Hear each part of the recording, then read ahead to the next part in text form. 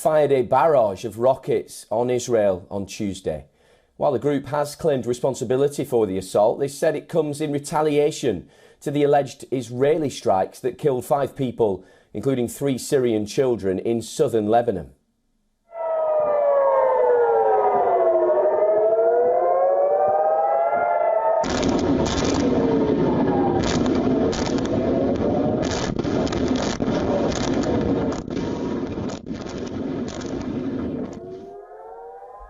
As per Israeli media, at least 80 Hezbollah-launched rockets targeted different areas in northern Israel in 2 separate waves.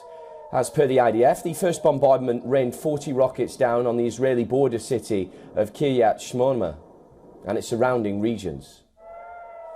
While Israel's Iron Dome air defense system intercepted most of the rockets, some managed to damage buildings and infrastructure. A wildfire also broke out at the Israel-Lebanon border following the crossfire. Hours later, a set of 10 rockets set off sirens in Israel's western Galilee. As per the police, the shelling hit empty areas, causing no significant damage.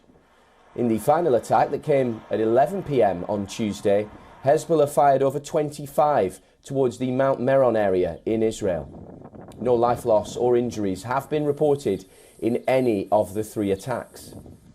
Meanwhile, on the Gaza front on Tuesday, Palestinian officials have said that at least 57 people have been killed by Israeli bombardment in southern and central parts of the Strip. An Israeli airstrike on a car killed at least 17 Palestinians and wounded 26 others.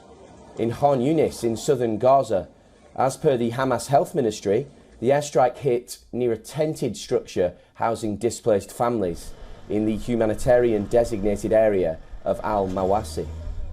In fact, the ministry has said that on Tuesday, a 6th UN-run school was struck by Israeli strikes. The attack on the UN's Al-Razi school in the central Nuseirat refugee camp has killed over 25 people and left at least 70 others injured. Among those killed was local journalist Mohammed Meshmesh, and this has taken the number of journalists killed in the conflict to 160. Hamas-run Gaza Health Ministry claims that until now over 38,000 Gazans have been killed in the war. Meanwhile, Israeli forces have said that at least 682 soldiers, officers and reservists have been killed in the war until now.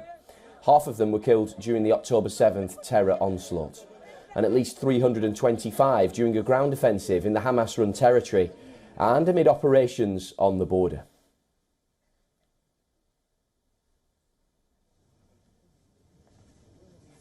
OK, well, for more on this, we're being joined by our correspondent, Jody Cohen, live from Ranana. Jody, good to see you this morning. Let's just pivot slightly to the hostage situation. There's now some concern amongst the families that Israel's operations are endangering those hostages. Give us some more detail on that.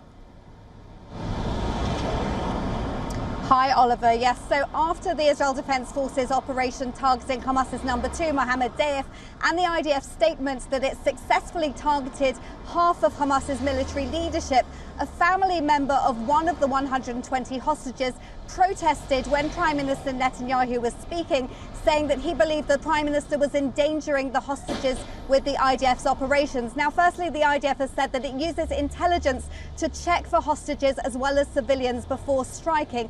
Secondly, Netanyahu and the IDF chief Herzi Halevi said that they believe that it's the military pressure on Hamas that will ultimately lead to a hostage truce deal, even if it delays it. They suggested that the last time Hamas agreed to release some of the hostages was because of that military pressure and that needs to happen again.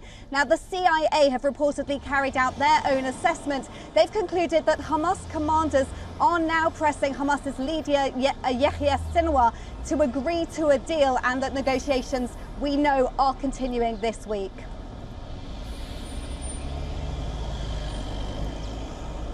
And Jody, how's Israel looking at this coming together of Hamas and Fatah? I mean, how will it matter to the Prime Minister Netanyahu's plan?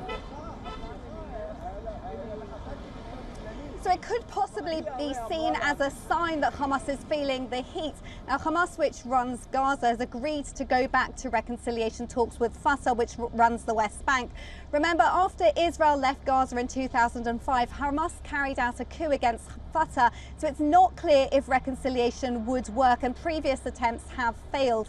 Now, Israel is against reconciliation between Fatah and Hamas, especially after the atrocities committed by Hamas on the 7th of October. Some commentators in Israel are suggesting that if they reconcile, it would be proof that neither could run Gaza after the war ends.